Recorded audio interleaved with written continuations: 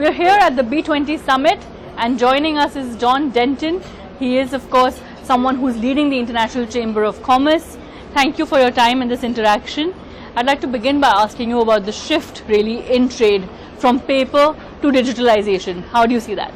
Well, first of all, thanks very much for having me with you today, but also can I shout out to all the citizens of New Delhi through NDTV to thank you for putting up with having your streets dislocated, your normal routines dislocated by having so many people here for the B20. There's only going to be more people coming for the G20, so your tolerance but also your indulgence is very much appreciated, because it gives us an important opportunity to actually talk about some of these critical issues, and one of them is, as you say, the shift in global trade. And what I'm keen to do, and one of my commitments when I took over the International Chamber of Commerce, was to lead the global fight to shift trade from analog to digital. And I'm not doing that because I've got nothing else to do. It's because the nature of the way in which business is able to trade is so complicated by the need to rely on paper. And we saw that during the COVID period. You've got whole economies that still require what's called wet stamps. And because you couldn't get people out and into offices, things just got suffocated. Got paper suffocation that was taking place. And so we'd identified earlier that an opportunity then to actually lower the cost of trade and to give greater access to trade for SMEs would come about if we're actually able to take trade from analog to digital. A classic example is that 99% of one of the most important tools to enable trade to move across borders, bills of lading, are still paper-based. Hey, we're in 2023. We're in 2023 and 99%. So the issue is then well, why is that so? So there's a couple of issues. One is there's a lack of standards to govern the actual development of those digital e-bill of lading. The other is around the lack of legal enforceability. So courts in many jurisdictions don't recognise electronic bills of trade. So you actually have to reform the legal system to enable that to happen. And so we at the ICC realised that governments were not able to do this. They were unable to cooperate. So we've done it ourselves. We created our own ICC Digital Standards Initiative, which is based in Singapore and operates globally. And what we're doing there is the hard work in actually identifying all the key trading documents that need to be digitised, and there's just under 20 of those, and we're working through the standards in a very collaborative, global manner, which befits the ICC.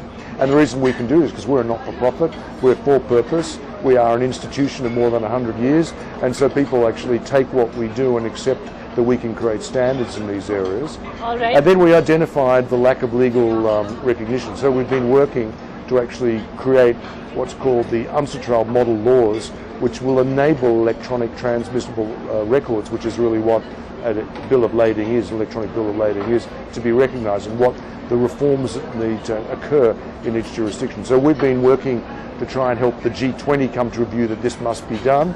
We've got a great outcome at the G7. We're now looking for countries to lead in their various regions, and we want India to take the lead in this, and we want this to be an outcome of the G20. We want a recognition of the model laws as sort of their application and their institution into the G20 economies, because that will actually tip the scale in favour of taking trade from analog to digital.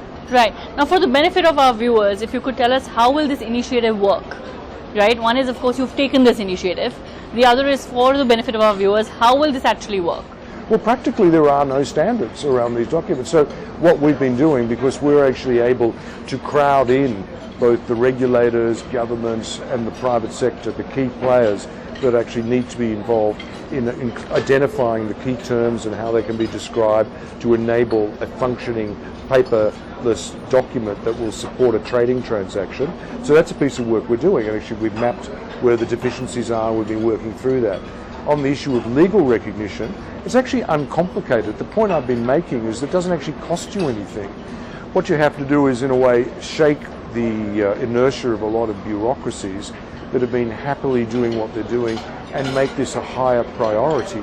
Because we can help provide the training to the bureaucracies to enable them to change the law, and then you actually have to have the political will to take this forward into the Lok Sabha, into the Congress, etc., to actually change the laws to make this happen. And once that's done, then courts can recognise electronic transmittable records, and that can actually facilitate taking trade from analog to digital. It's not a complicated, it just requires political will and prioritisation. All right, thank you for sharing that with us. Very, very critical It's a there. low-cost economic reform, Right. and there's no losers out of this. All right. However, there are concerns on, of course, bridging that digital divide, right? Digital literacy concerns. How do you think one can tackle those? Well, I mean, there's a number of ways here. First of all, it should be seen as a public policy challenge. I mean, if your country has identified, as most countries have, that the future is going to be digital, how do you ensure that your citizens are prepared for that? So there's issues here. First is around capability. The next is around accessibility. Accessibility will come in the context of the infrastructure itself and the cost of access. Okay. On the capability, how do you actually develop the skills? So it's not a matter of just wishing it. You actually have to institute that as part of the broader educational framework and the broader skill building framework of an economy. And that's something that we're very focused on helping countries do. I mean, one of our projects, one of our campaigns is to digitise 1 million SMEs in Africa at the moment. And actually we would look forward to support from Indian technology companies. Because there's one thing in saying that. The next thing is, well, how do you actually ensure the infrastructure is available?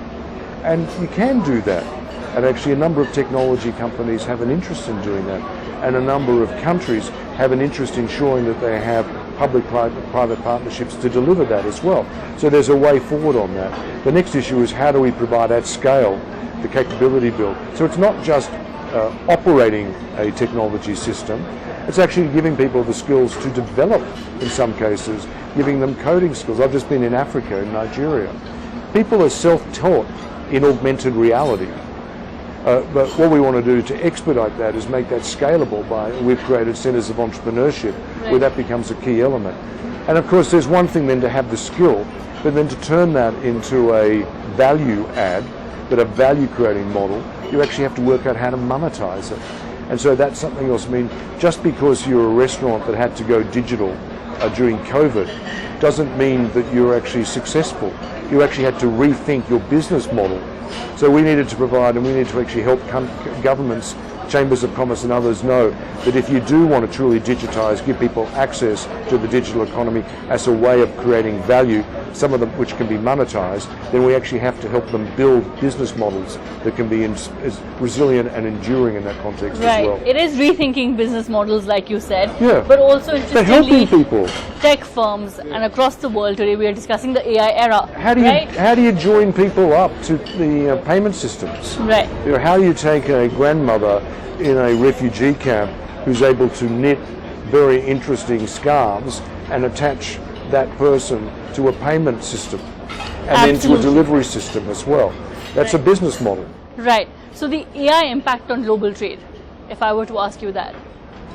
Well, it's going to be huge, I mean, isn't it? I mean, one of the issues around AI will be all around about how data is actually managed. But the bigger issue, frankly, around AI is what will be the form of global regulation that will emerge. And I think it's becoming pretty clear because of the speed with which AI is developing that policymakers have been caught flat-footed. So the idea that governments are going to be able to regulate AI is probably a little wishful thinking. There's going to need to be a different way of thinking about the frameworks that will support AI. Because all it will take, in a way, is one malicious maluse of AI to undermine the confidence and support of the public to enable AI to continue. And I'm talking about mainly in developed, but also in a number of advanced emerging economies as well. Maintaining public trust here in AI is going to be important, which is why some form of regulatory framework will be emerging. But regulating what we have today is meaningless because what we already know that sentient AI will be coming within a year, 2 years, maybe even faster. So how do you actually maintain an agile regulatory framework? And so governments will not be able to do this alone. They're going to need to actually create a multi-stakeholder approach to regulation to ensure that AI can develop. Our challenge, because one of our missions in life is to enable business worldwide, we want AI to be a platform that can enable the private sector. So we want to thwart the risk of it actually being stopped in its development by heavy-handed regulation to create a regulatory framework. And one of the things we're thinking about is whether the ICC, because of our independence, our neutrality, whether we might house the actual evolution and the involvement and the evolution of this kind of AI framework, multi-stakeholders. We can bring business in, we can bring universities in, we can bring tech guys in, we can bring governments in, etc. We're a great potential convener. And the power, I think, in the century ahead of us, with all these rapidly changing forms, will be around what is the appropriate place to convene. And we may end up being the most appropriate place to convene to enable the private sector to have access to this and therefore to be able to use this for trade. All right, that's very interesting points there, and I'm sure the world is looking for suggestions at this point, like you said, on the AI framework. But leaving that aside, the other thing that we've been really talking about over here, as well as otherwise, is the contribution about women in the workforce, right? It is about the contribution of women in the workforce. Now, how do you see that globally going forward, given the fact that the impact at the moment, like many say, there's really a lot left over there in that stream of thought? Yeah, well, I look at it more broadly, if I could. It's actually women's participation in functioning private sectors. And of course, employees is one way. We also dream of supporting and creating more women entrepreneurs. And I'm not talking just about women creating unicorns. I'm talking about women building their own businesses. You know, I don't actually think that everyone in the world wants to work for somebody else. A lot of people, and actually women in particular, want to work for themselves. They want to create their own businesses. So we're looking at how we can facilitate that, which is why we've created at the moment something like 14 centres of entrepreneurship, a key element of which is around diversity, which is how do we give women access to the tools. And not just more training, how do we create access to finance for them?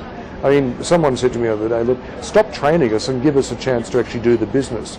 And that's, I think, really important as well. Right. So there's a lot of empirical evidence that shows that women-led SMEs are actually incredibly productive drivers of economic development. Right. So it really is about getting them, these opportunities and implementing change on the ground, like you said. Yeah. But lastly, I'd like to ask you about financial inclusion and, of course, balancing growth, because you've, of course, been a key voice there. So your thoughts on how we could take that forward? Well, there's a couple of issues. Financial inclusion. So I look at it from a very practical point of view.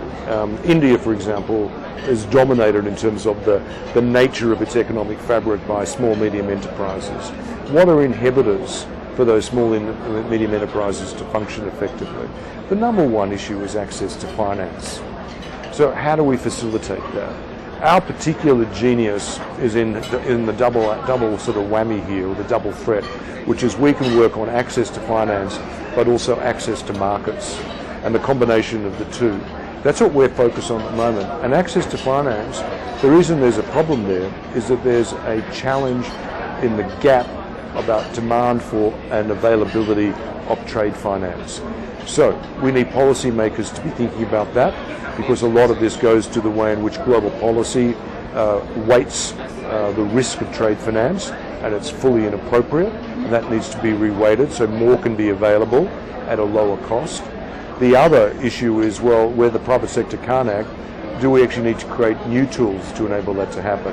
And so we're looking at the moment at how we collaborate with some of the various players in India to create accessible finance. And then the issue is, well, okay, economic development is also driven by trade across borders, so how do we help those SMEs find those markets? So tapping into this kind of network of the ecosystem of the ICC can be very helpful as well. So that improves financial inclusion, because it's really going where it matters, which is developing small, medium enterprises. All right. Thank you so much for your time and for this interaction. My pleasure. Thanks a lot.